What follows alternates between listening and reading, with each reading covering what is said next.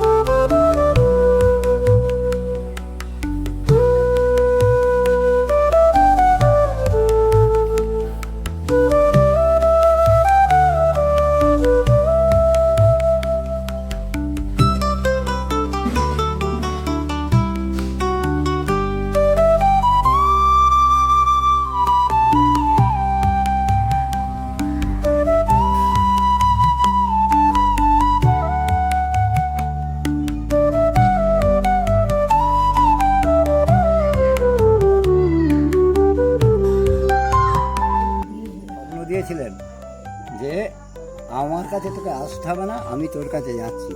আচ্ছা, আমি যেটুকু বলছি আপনাকে, এটা কিন্তু সবটাই গল্প, আমার শোনা কথা। আমি তার নিজের চোখে কিছু দেখিনি। আজ থেকে 500-600 বছর কত দিনের আগে পুরনো আছে সেটাও আমি আপনাকে সঠিক বলতে পারবো না। হ্যাঁ, তো আমি সেই হিসাবে আপনাকে বলছি, এখানে কোথাও বিশ্রাম নিচ্ছিলেন সেই অবস্থায় উনি স্বপ্ন দেখেন। স্বপ্ন দেখার পর ওনাকে বলেছিলেন যে এটা হচ্ছে আমাদের যমুনা নাম আছে এই পুকুরটা। তো এই যমুনার স্থান কোণে একটা কাঠ ভাসবে, সেই কাঠটাকে তুলে নিয়ে আসবি। আর বাগনাপাড়ায় বাড়ি 7 বছর বয়সের একটা বাচ্চা আছে, সেই বাচ্চাটাকে নিয়ে আসবি, সে আমার মূর্তি তৈরি করবে। যখন ওই বাচ্চাটাকে নাকি রামকান্ত গোস্বামী আনতে গিয়েছিলেন, তখন ওর বাবা মা বলেছিলেন যে না, ও ছেলে ধরা আছে, ওকে ধরে নিয়ে যেতে এসেছে। এই কথা বলার পরে তখন ওই বাচ্চাটা নাকি মা বাবাকে বলেছিল যে আমি না গেলে ওই মূর্তিটা তৈরি হবে না। তখন ওর বাবা মা বলেছিল যে বেশ, তাই যদি হয় তাহলে আমরাও যাবো তোর সঙ্গে। তো ওর বাবা মাও নাকি সঙ্গে এসেছিল, এসে এখানে ওই বাচ্চাটা ওই মূর্তিটা কিন্তু তৈরি করেছিল।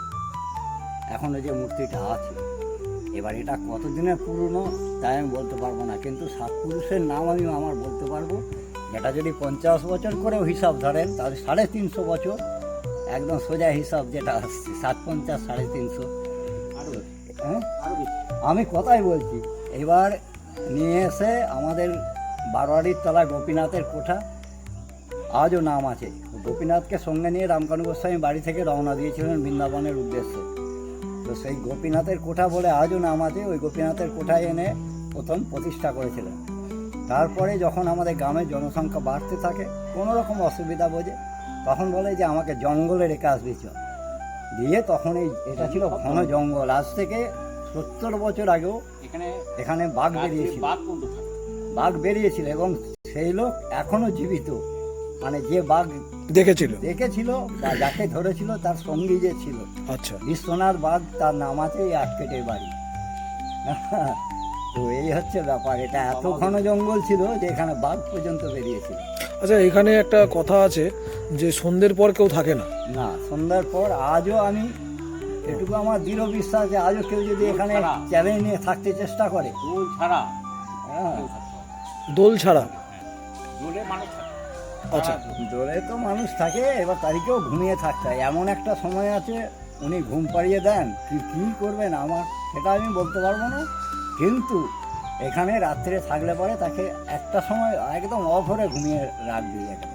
আচ্ছা, কিন্তু কেউ যদি চ্যালেঞ্জ নিয়ে এখানে কোনো দৃশ্য দেখতে যায়, তাহলে সে যে আমি কী হচ্ছে না হচ্ছে দেখবো, তাহলে সে 1 মিনিটে এখানে স্থির থাকতে দেবে না তাকে। এটা একটা সাধু এসেছিল ওই বেলাতোর থেকে বাঁকুড়া, আচ্ছা, সে কিন্তু একদম যার জন্য প্রমাণ দিয়ে গেছে। গায়ে কাটা সে দিচ্ছে। আমাদের গ্রাম থেকে বাসন কোসন নিয়ে এখানে হবিষ্যি রান্না করে খেয়েছে। সে প্রথম দিন চাঁদুনিতে বসেছে, 1 সেকেন্ড ওকে স্থির হয়ে বসতে দেয়নি। আচ্ছা, দ্বিতীয় দিন ওই বটতলাটায় বসেছে, ওখানেও ঠিক ওই একই অবস্থা করেছে।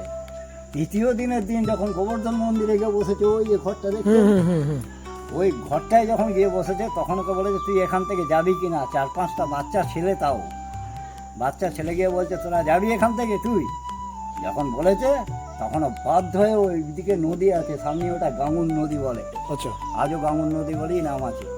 তো ওইটা টোপকে পার হয়ে ও চলে গেছে একদম সোজা জামনার বাস স্টপেজ দিয়ে।